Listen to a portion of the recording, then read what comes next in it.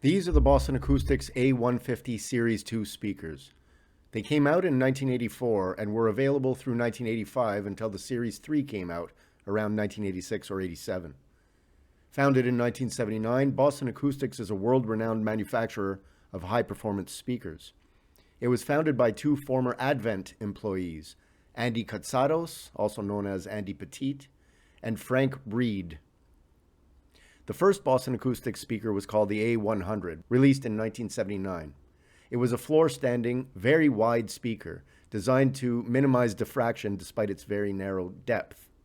It was followed shortly thereafter by the A150 floor-standing speaker and the smaller A70. Boston Acoustics A150 Series 1 were a sealed box design, three-way speaker, offered in real wood veneer, either oak or walnut. Later, in the Series 2 and 3, vinyl was offered, but for the record, it was pretty nice quality and quite realistic looking. When I got these Series 2s, at first I thought the vinyl wrap was real wood until I took a closer look the following day. The A150 is a decent sized speaker, not huge but wide at the shoulders, in this case 16 inches, yet with a narrow depth of 8 inches, 8.5 with the grills on, and a height of 32.5 inches with their risers, 31 inches without. I'm not sure of their weight exactly, but I would guess somewhere in the 45-pound range per speaker, similar to my ADS L730s. The A150 Series 2 speakers are a three-way design with a 1-inch or 25mm ferrofluid-cooled soft dome tweeter, usually a 4.5-inch ferrofluid-cooled mid-range, and a 10-inch low-mass, low-resonance, vacuum-formed, long-throw woofer. Their crossover points are 450 Hz and 3000 Hz, and the rated frequency range is from 36 Hz to 25 kHz, plus or minus 3 decibels. They're listed as having 8 ohms impedance and a sensitivity of 90 decibels at 1 watt per meter. This means they're pretty easy to drive, which is why their recommended amplifier power is between 15 and 75 watts per channel, with 150 watts peak power handling. The Series 1 apparently had a superior tweeter to the one found in the Series 2 and 3, but I have no direct experience with this myself. Also, the Series 1 used fuses to protect the drivers, whereas the Series 2 and Series 3 sidestepped the fuses and instead used ferrofluid for protection. As a quick FYI, I haven't checked the ferrofluid in these Series 2, so they may not be functioning 100% up to spec. Also, for awareness, mid-range differences were possible within the lineup, and it looks to me like the large woofer was changed in the Series 3 by comparison to the first two series. The mid-range had a rubber surround, but the bass driver used foam surrounds, which over time could disintegrate, requiring a refoaming job later in the speaker's life. As with my uncertainty of the tweeter's ferrofluid, I'm also unsure if the foam surrounds on my bass drivers are still within compliance, or if they've stiffened up to some degree or other. They appear to be okay, but there's no way for me to be 100% certain. The tweeter and the mid-range are positioned at ear level when seated, which is the proper height to achieve realistic musical imaging. They're flush mounted on a wide, smooth fascia, which Boston Acoustics said was to, quote-unquote, control early driver reflections for reduced driver refraction. Allegedly. The 10-inch woofer is mounted low on the baffle to couple with the floor, positioned to radiate at a proper distance, height, and angle with the floor for the best possible bass results. All drivers are vertically aligned on the Series 2, so no worries about offset drivers messing with the sound, or at least the sound in your mind's eye. For the record, the Series 1 and the Series 3 had offset upper drivers and were not mirror imaged. Well, not to my knowledge, anyway. While I understand the theory behind offset drivers, I don't particularly like it when speakers are not mirror imaged. On the other hand, it's not a deal breaker for me, though. The wide-shouldered, narrow design was one of many possible design approaches to minimize diffraction of the drivers. By the speaker face acting as its own wall and being unconventionally wide, there was a reduction of edge diffraction and side and rear wall reflections, or so the claims are made. At the back, the Series 1 and Series 2 had spring clip speaker wire connectors, whereas the Series 3 used 5-way binding posts. The grills on the Series 1 were light colored and the logo was situated at the top left. The grills on the Series 2 and Series 3 were black, and although the Boston Acoustics logo is situated at the top left on the Series 2, it was relocated to the center bottom of the grill on the Series 3. The furniture grade wood veneer on the Series 1 is of very high quality. Some tung oil or quality wood wax will bring out the full, beautiful luster of these in all but the most abused models. Again though, the Series 2 and Series 3 had a vinyl wrap, but it looked very decent, not cheap looking at all. The A100 was Boston Acoustics' first no-compromise speaker, according to the company literature, and the A150 was their first no-compromise three-way design, but the A200 was their first all-out model. Later, a dual woofer, extremely rare A400 was introduced. With a 4-ohm load and a larger price tag, fewer were sold, as the A200 was so close in its performance. The A150 remained the hot seller, cheaper than the 200 and nearing its performance level. As I've said in several of my other videos, giving verbal descriptions of sound quality, while useful, can only give you so much information. So instead, I like to compare and contrast how speakers perform relative to other speaker models. In this case, I'm going to compare these Bostons to my ADS L730 speakers, which are another similarly sized, sealed, three-way design from roughly the same era, 1980 versus 1984-85. Before I get into their differences in sound, I will say that the ADS have a significantly better build quality to them, having a gorgeous real wood veneer, furniture grade finish by comparison to the Bostons with their vinyl wrap. Upon close inspection, you can tell the Bostons were built to a price point to cut costs, whereas you don't get that feeling with the ADS whatsoever. One caveat I'd like to mention is that I compared the two speakers with the Bostons pulled well out into the room, with their front baffle approximately 3.5 feet from the rear wall. That said, the Bostons were actually designed to be placed very close to the back wall, not only for better bass performance, but so that the upper drivers would effectively be on an infinite baffle. I can't position them that way, however, because I have too much equipment in my apartment, making it impossible to set them up that way. I did notice, however, that when I pushed them farther back toward the rear wall, right in front of my equipment racks, they seemed to lose their mid-range and upper frequency magic and got a little bit muddied up in the lower registers. I'm not sure if things would have improved significantly if I had placed them right up against the back wall as per their design, but because of the loss in fidelity that I noticed, I pulled them back out into the room as described a moment ago, with their front baffle about 3.5 feet into the room. It's quite possible that they'd really come into their own when placed up against the rear wall as designed, so bear that in mind as you continue watching this video.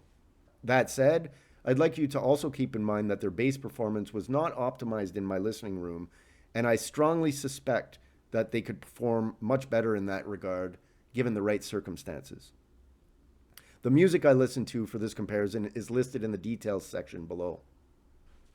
Now first I'm going to give you an idea of the general differences between the two speakers, and later on I'm going to go through a list of bullet points that I made on the two models. As far as general differences are concerned, with the Boston Acoustics, the vocals are more accurately positioned and delineated in space, with the music somewhat recessed behind the singer, just a little bit, but enough to make the singer really stand out on a black background. Whereas on the ADS, the vocals are more diffuse, but have more body and a sense of dimension in the room. The ADS offer much more smoothness and balance overall, and give the music much more body in the mid-range and in the low end, but with less distinct or pinpoint sound. The ADS also provide far more bass in my room, and have a much larger overall presentation. The Bostons are still really enjoyable, however, with a very clear presentation. Their mid-range and upper frequency performance is really very good. I personally think that between the two, the ADS project a much more advanced sound overall, but I also know that everyone has their preferences, and I'm sure that some people would still prefer the Boston Acoustics over the ADS. Now I'm going to go over the bullet list that I compiled on each speaker, starting with the Boston Acoustics A150s. Now with the Bostons, the vocals are its strength. These speakers really seem to draw out the vocals in anything you listen to, bringing them right up front and center, nice and clear in space. The speaker excels in this respect. Mid-range and upper frequencies are good to very good overall. Treble is not the best ever, but it doesn't seem to get obnoxious or overbearing. It's really quite good too. Lower frequencies are good, but a bit muddy and laid back by comparison to the mids and uppers. Could be my placement though. It's not terrible, however, and it's still adequate on lots of material and has decent enough delineation of notes. Again though, I'm pretty sure if I had a suitable wall, any lacking bass that I'm experiencing would be remedied to a large extent. The Bostons have a very wide open soundstage, clear and uncluttered. Vocals, while still laid back, are somewhat upfront by comparison to the music itself. Not by a lot, but the vocals seem to be the main focus with these speakers. They're very distinctly and solidly placed on the soundstage, coming out of a blacker background than through the ADS. Instruments are distinctly positioned as well, but vocals really take the cake with these A150s. The bass weight is not entirely there, so the speakers present a little bit treble heavy with laid back mids and even more laid back bass. Again though, the treble's not overbearing. I just want to be clear about that. The Bostons have a cool sound to them without much mid-range warmth or body, even though the mid-range has a solid footprint and good delineation in space. These A152s are definitely more about vocals than the body of the music itself. The speakers are not quite full enough in the lower range, but good enough. A nicely integrated subwoofer would help, or positioning the speakers closer to the wall in a more suitable room, perhaps. This lack of bass is most likely largely because of how I have them pulled so far out into the room from the wall as a matter of necessity. On the other hand, as I stated earlier, when I moved them closer to the back wall as much as I could, just in front of my equipment racks, they lost some of their mid-range and upper range performance. Now, some listeners may prefer the Boston's clearer vocals and extra treble energy over what the ADS 730s have to offer, even though it's a more one-dimensional sound by comparison. Now, on to the bullet points for the ADS. The ADS L730s are more laid back than the Boston Acoustics A150s, but also much more palpable. They have much more ambience retrieval than the Bostons. They have a more full-bodied sound than the Boston Acoustics as well. Accompanying music is more present with the vocals, unlike the Bostons that seem to focus mostly on the vocals, with the instrumentals falling slightly behind them. The ADS have a fuller, much more balanced mid-range as well. The ADS also have a much fuller upper and lower bass than the Bostons. The ADS are also less bright than the Bostons. Although the ADS is not a warm-sounding speaker, it is warmer sounding than the Boston A150. Vocals on the ADS, on the other hand, are much less focused and anchored in space than on the Bostons, but they seem to exude a more three-dimensional, in-the-room feel to them, rather than being presented in front of you as a projection, as is the case with the Bostons.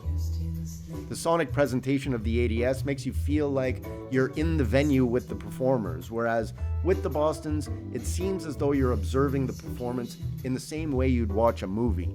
The sonic image is presented in front of you with the Bostons, but with the ADS, it feels more like you are in the actual venue with the performers.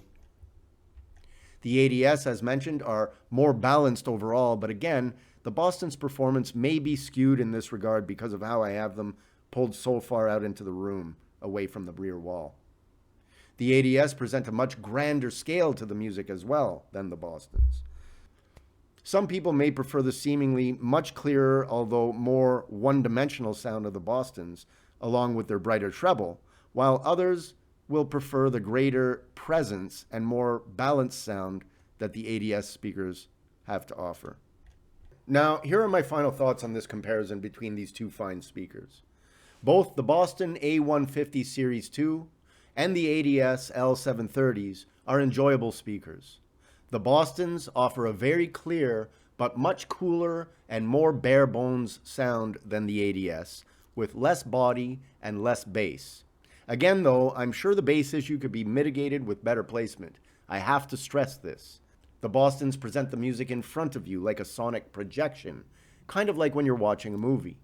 On the other hand, The ADS speakers are warmer, more balanced, have more bass, and provide a more palpable feel to the performance with more ambience, giving you a "you are there" feeling, much more so than the Bostons. But again, I'm sure some people would perceive them as being less clear overall. Although I did make the statement that the ADS are more advanced speakers, I did not find them to be universally better in all music. With some music, I definitely lean towards the Bostons in terms of preference. As with most things in the audio world, your preference for one over the other will boil down to personal taste and what you value in your sonic performances. So that's all I've got for you today on these Boston A150s. Hopefully you've learned something new from this video, or at the very least, found it enjoyable to watch. And if you're into audio in any modicum, I'd really appreciate it if you would support my channel by hitting the like button and maybe even subscribing. So that's all I've got, guys. Thanks again for watching, and we'll see you next time round. Bye for now.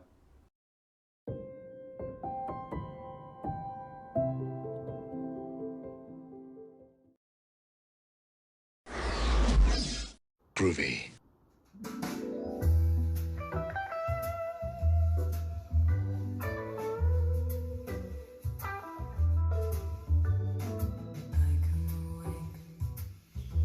Alright guys, so yesterday I came home with this pair of speakers, the Boston Acoustic A150s. When I made a quick video about them yesterday, just to show, for fuck's sake.